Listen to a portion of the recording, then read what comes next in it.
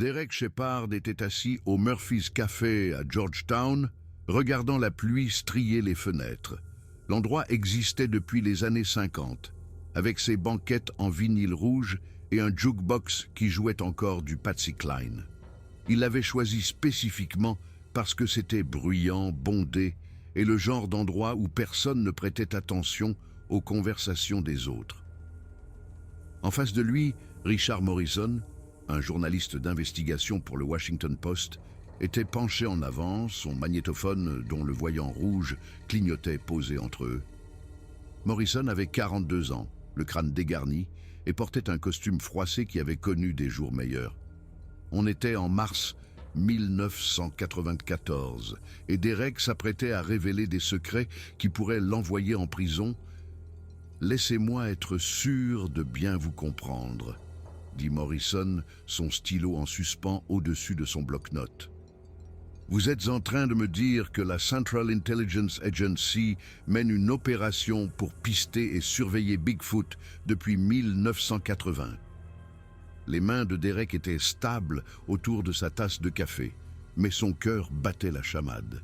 Ce qu'il s'apprêtait à faire violait tous les accords de confidentialité qu'il avait signés en rejoignant l'agence en 1982. Mais il n'en avait plus rien à faire. Certaines vérités étaient trop importantes pour rester enfouies. C'est exactement ce que je suis en train de vous dire, affirma Derek. Et Bigfoot est réel. Plusieurs populations existent à travers l'Amérique du Nord, principalement dans le nord-ouest Pacifique, mais aussi dans les Appalaches, le nord du Minnesota et certaines parties du Canada. Le gouvernement le sait depuis la fin des années 1970. Le stylo de Morrison courait sur son bloc-notes, bien que le magnétophone enregistrât « Pourquoi la CIA s'intéresserait-elle à un cryptide que la plupart des gens considèrent comme un canular ?» Derek but une gorgée de son café parce que ce n'est pas un canular et que le gouvernement est au courant de leur existence depuis au moins la fin des années 70. Le stylo de Morrison s'agitait rapidement. Comment tout cela a-t-il commencé? Comment la CIA s'est-elle retrouvée impliquée? Derek prit une inspiration, organisant ses pensées. Cette histoire était enfermée en lui depuis 12 ans, et maintenant qu'il la racontait enfin, il voulait le faire correctement. Ça a commencé en 1979. Un garde forestier dans l'État de Washington a signalé un incident impliquant un primate inconnu qui volait de la nourriture dans des campements. Les rapports étaient cohérents, détaillés, et le garde était crédible, un ancien militaire, pas du genre à raconter des histoires à dormir debout. Les autorités locales n'ont pas pu l'expliquer. Alors, elles ont fait remonter l'information. Finalement, c'est arrivé jusqu'à la CIA. D'abord, c'est allé au département de l'Intérieur, continua Derek, puis à la NSA quand ils ont détecté des signatures thermiques inhabituelles dans la zone lors d'un passage satellite. De grandes signatures thermiques bipèdes se déplaçant dans des zones où aucun humain n'aurait dû se trouver. La NSA nous a transmis le dossier, parce que c'était sur le territoire national et qu'on craignait que cela puisse être lié à une activité soviétique. Morrison haussa un sourcil. Une activité soviétique? Derek hocha la tête. On était en 1979. Souvenez-vous, la guerre froide battait encore son plein. La théorie initiale était que les Soviétiques menaient peut-être des missions de reconnaissance dans des territoires reculés des États-Unis pour tester nos capacités de surveillance. La CIA a donc formé une petite cellule pour enquêter. Ils l'ont appelé Projet Silverback. Et qu'ont-ils trouvé? Demanda Morrison. Derek eut un sourire sinistre. Pas de soviétique. Quelque chose de bien plus intéressant. En juin 1980, la cellule a eu son premier contact visuel confirmé avec une créature Bigfoot dans l'Olympic National Forest, 2,40 m, couverte de poils brun foncé, locomotion bipède, clairement pas humaine, et n'appartenant à aucune espèce de singe connue. Morrison le dévisagea. « Vous êtes sérieux ?» Derek sortit un dossier de sa mallette, des copies de documents classifiés qu'il avait faites avant de quitter l'agence.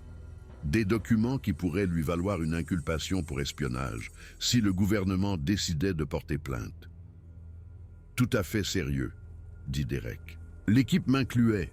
Je sortais tout juste de ma formation, affecté comme agent de terrain junior, aux côtés de 3 agents seniors et d'un biologiste de la faune de l'UC Berkeley qui avait une habilitation de sécurité. Nous avons pisté la créature pendant 3 jours avant de la voir. Et quand ce fut le cas, ça a tout changé. Parce qu'elle était intelligente, Morrison. Pas une intelligence animale, une intelligence de niveau humain. Elle savait qu'on la suivait. Elle laissait de fausses pistes, revenait sur ses pas, créait même des diversions pour nous semer. Ce n'était pas une bête stupide. C'était quelque chose qui comprenait la tactique. Derek fit glisser le dossier sur la table vers Morrison. Ce sont des rapports d'incidents de 1980 à 1985. Des observations documentées, des données de suivi, des estimations de population, le tout classé top secret. Morrison ouvrit le dossier. Ses yeux s'écarquillèrent en parcourant les documents avec leur tampon de classification. Derek, si ces documents sont authentiques, sa voix s'éteignit. Ils le sont, dit Derek. Et j'en ai d'autres. Des photographies, des moulages en plâtre d'empreintes de pas et même des échantillons de poils qui ont été analysés. L'analyse ADN à elle seule dépasse l'entendement. Qu'a révélé l'ADN ? Demanda Morrison, sa voix à peine plus qu'un murmure. Derek se pencha en avant. C'est ça la partie la plus folle. Les échantillons ont montré un profil génétique proche de l'humain, mais distinctement différent. Assez proche pour faire partie de la famille des hominidés, mais suffisamment divergent pour être une espèce ou une sous-espèce distincte. Les généticiens que nous avons consultés, tous habilités, ont émis l'hypothèse qu'il pourrait s'agir d'une population survivante d'Homo erectus ou d'une espèce apparentée que nous pensions éteinte depuis des centaines de milliers d'années. Morrison posa son stylo, son expression sérieuse. « Derek, vous vous rendez compte de ce que vous affirmez ? Vous dites que le gouvernement a la preuve que Bigfoot existe et qu'il garde le secret depuis 14 ans ? Probablement plus longtemps que ça, corrigea Derek. Je vous dis ce que je sais de par mon implication à partir de 1980. Mais il y a des indices dans les dossiers classifiés qui suggèrent que le gouvernement est au courant de l'existence de ces créatures depuis au moins les années 1960, peut-être même avant. Il y a des références à une certaine opération Tall Timber, datant des années 50, pour laquelle je n'ai jamais obtenu d'habilitation. Morrison écrivait maintenant furieusement. Pourquoi garder le secret? Pourquoi ne pas annoncer cette découverte? Derek se mit à rire, mais sans aucune gaieté. Réfléchissez-y, Morrison. Vous annoncez qu'il y a une espèce inconnue de primate à l'apparence humaine vivant dans les forêts américaines. Que se passe-t-il? Le chaos, la panique dans les communautés rurales. N'importe quel plouc avec un fusil qui essaie d'en abattre un pour en faire un trophée. Les scientifiques qui exigent un accès, les groupes écologistes qui réclament la protection de leur habitat, et ça, c'est avant même d'aborder les complications juridiques. Morrison leva les yeux. Des complications juridiques? Derek acquiesça. Si ces créatures sont intelligentes, et elles le sont, quel est leur statut légal? Sont-elles des animaux ou une propriété? Ont-elles des droits? Si quelqu'un en abat une, est-ce de la chasse ou un meurtre? Le gouvernement ne pouvait pas répondre à ces questions sans révéler l'existence même des créatures. Ils ont donc décidé que l'option la plus sûre était de maintenir le secret et de surveiller les populations discrètement. Vous avez dit des populations, au pluriel, releva Morrison. De combien de groupes parle-t-on? Derek but une autre gorgée de son café froid. D'après mon dernier briefing fin 1993, nous avions identifié 17 groupes distincts sur le territoire continental des États-Unis et dans le sud du Canada. Les estimations de population allaient de 200 à 300 individus au total. de petites populations dispersées vivant dans les zones sauvages les plus reculées, et la CIA les a toutes pistées. La main de Morrison était crispée par l'écriture. « Pas seulement pistée », continua Derek. « Nous surveillions leurs déplacements, documentions leur comportement, intervenant même occasionnellement lorsqu'elles s'approchaient trop des populations humaines. Nous avions des équipes de terrain déployées toute l'année dans des zones clés. J'ai passé la majeure partie de 1983 à 1987 dans le nord-ouest Pacifique à ne faire que de la surveillance de Bigfoot. »« C'est de la folie, » murmura Morrison. « Comment ce secret a-t-il pu être gardé? Combien de personnes sont au courant ?» Derek s'adossa à la banquette. Le cloisonnement. Au sein de la CIA, peut-être 50 personnes au total, au fil des ans, ont eu l'habilitation complète pour Silverback. On racontait des histoires différentes aux équipes de terrain. Certains pensaient qu'il traquait des agents soviétiques, d'autres qu'il surveillait des espèces en voie de disparition. Seul le noyau dur connaissait la vérité. Et quiconque en voyait trop voyait sa carrière réorientée ou ses habilitations révoquées. L'agence est très douée pour garder les secrets quand elle le veut. Qu'est-ce qui vous a décidé à parler? La voix de Morrison était maintenant basse, presque compatissante. L'expression de Derek s'assombrit, et pendant un instant, il fixa son reflet dans la fenêtre. Il s'est passé quelque chose en 1993 que je ne pouvais plus supporter. En septembre, près de Packwood, dans l'État de Washington, nous avons capturé un Bigfoot blessé. Il avait été touché par balle, gravement atteint, probablement par des chasseurs qui ne savaient pas sur quoi ils avaient tiré. La créature souffrait terriblement, saignait, à peine consciente.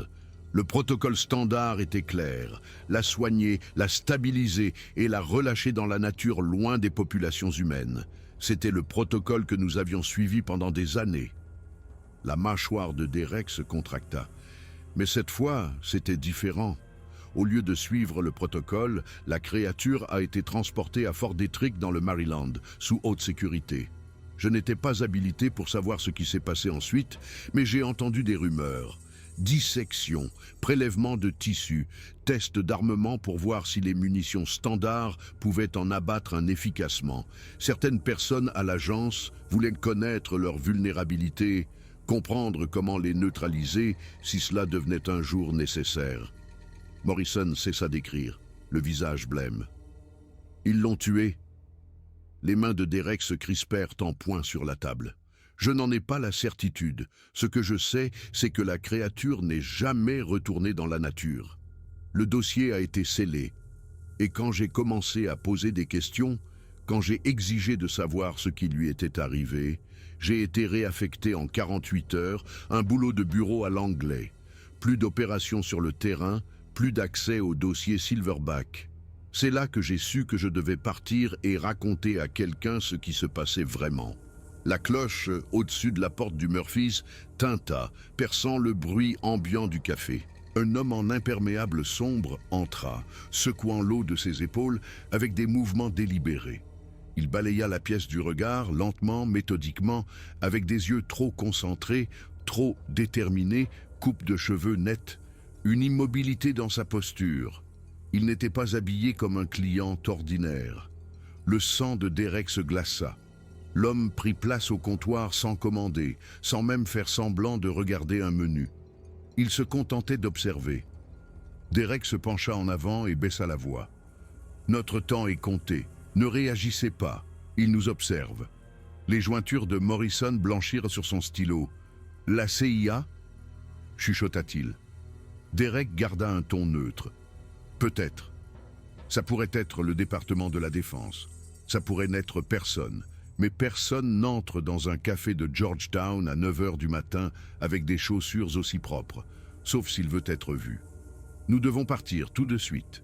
L'air de rien, sortie séparée. » Derek se glissa hors de la banquette, laissant tomber des billets froissés sur la table. Morrison hésita, les mains tremblantes, en rangeant le magnétophone dans son manteau.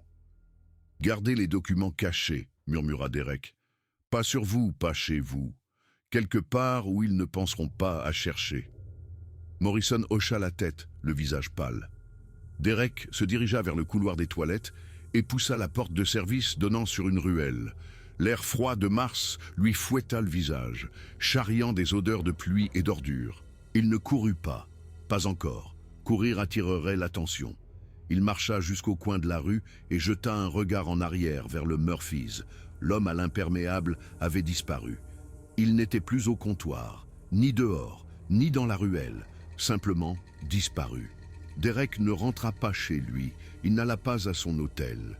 Il se rendit directement au seul endroit en qui il avait confiance, un box de stockage à Arlington où il avait gardé des copies de dossiers, des cartes et quelques photos non développées du projet Silverback.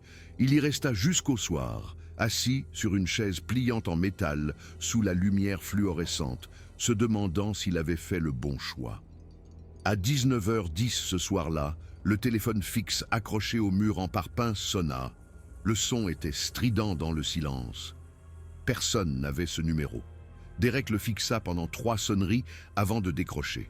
Une voix familière retentit à l'autre bout du fil. « Vous allez trop vite, Shepard. » La gorge de Derek se noua.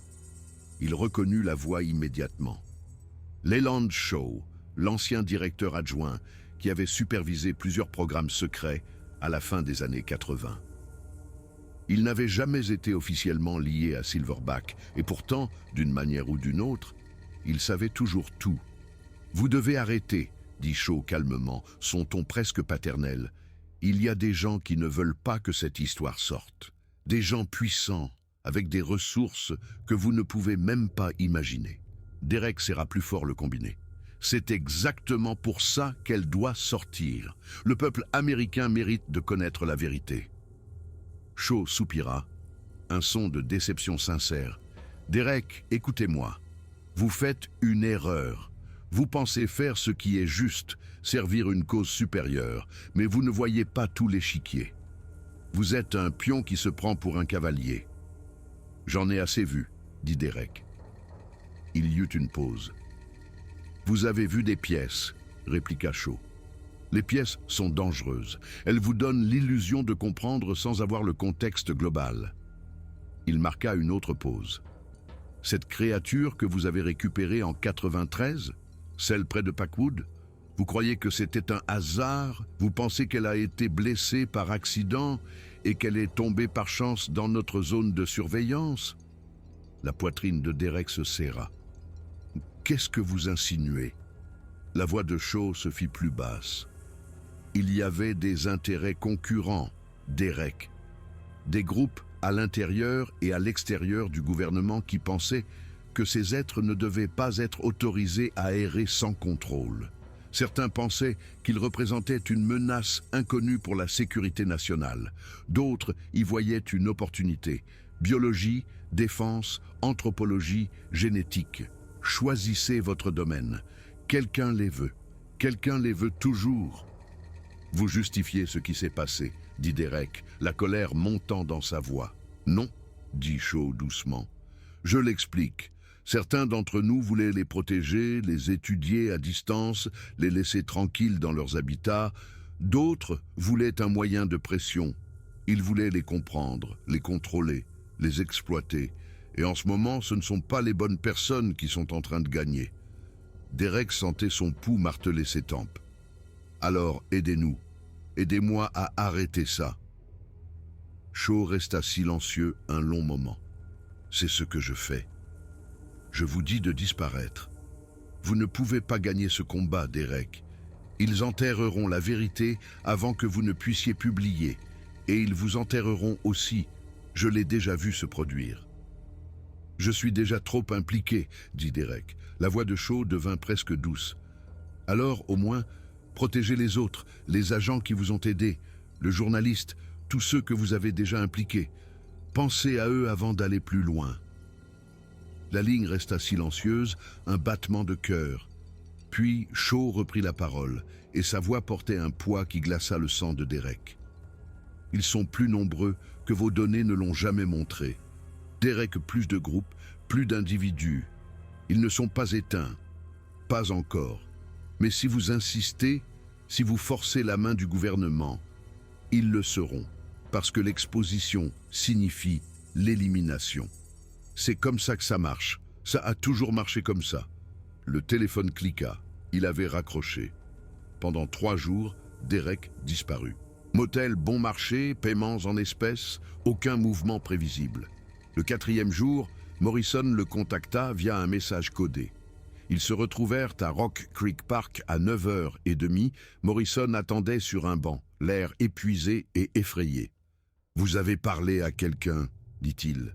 Derek hocha la tête. « Moi aussi. » Morrison lui tendit une enveloppe contenant des photos de surveillance en noir et blanc. Un entrepôt, un camion de transport, des hommes chargeant une longue caisse sous des projecteurs. « Où avez-vous vu ça ?» demanda Derek. « Une source à l'intérieur de Fort Detrick. Ils ont dit que la caisse de Packwood n'est jamais entrée dans l'installation principale. Elle a été déroutée vers un sous-traitant privé en Virginie. » Derek expira. « Alors les échantillons ont disparu. » Morrison secoua la tête. Aucune trace, aucun numéro d'archive, rien.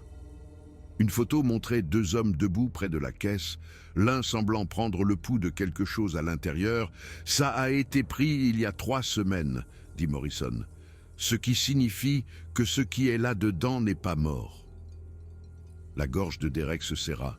« Ce n'est pas possible. » Morrison le regarda fixement. « Je vais publier, avec ou sans vous ?» Derek étudia le visage du journaliste. « Nous en avons assez pour rendre ça public. Documents, photographies, cartes, témoins, on publie et ensuite on gère les retombées. » Une branche craqua quelque part dans les bois. Les 2 hommes se figèrent. Puis un son s'éleva, ni un rugissement ni un grognement, mais un appel grave et résonnant, presque conversationnel. Il se propagea à travers les arbres avec un calme étrange. Derek avait déjà entendu cet appel, en 1986. « C'est eux ?» murmura Morrison. Un autre appel répondit, plus profondément dans les bois. Puis le silence. « Ils nous ont suivis », dit Derek doucement. « Peut-être qu'ils observent. Ils savent que quelque chose se passe. Peut-être qu'ils savent que nous racontons leur histoire. » Morrison regarda autour de lui, mal à l'aise. « Qu'est-ce qu'on fait ?» Derek prit une inspiration. « On finit ce qu'on a commencé. Vous allez publier, mais prudemment, nous protégeons leurs habitats. Nous ne révélons pas de coordonnées. Nous en publions assez pour prouver qu'ils existent, rien qui puisse aider les chasseurs ou les sous-traitants. Et si le gouvernement riposte ?» demanda Morrison. « Ils le feront, » dit Derek. « Mais une fois que la vérité sera publique, ils ne pourront plus l'effacer. » Ils atteignirent le parking. « Qu'est-ce qui va vous arriver ?» demanda Morrison. Derek haussa les épaules. « Peut-être que je serai arrêté, peut-être que je disparaîtrai, mais ça n'a pas d'importance. Une fois que le public saura, on ne pourra plus faire marche arrière. » Morrison acquiesça. « Nous bouclerons le journal lundi. » Ils échangèrent un dernier regard, un mélange de respect, de peur et de détermination, puis prirent des chemins séparés. Alors que Derek se dirigeait vers sa voiture, un autre appel discret résonna depuis les bois. Le même ton délibéré, observateur, en attente. Il ne se retourna pas. Quelque part, un peuple ancien de 2,40 m de haut était en train de décider s'il fallait faire confiance à l'humanité une dernière fois. Et il priait pour qu'on ne gâche pas tout.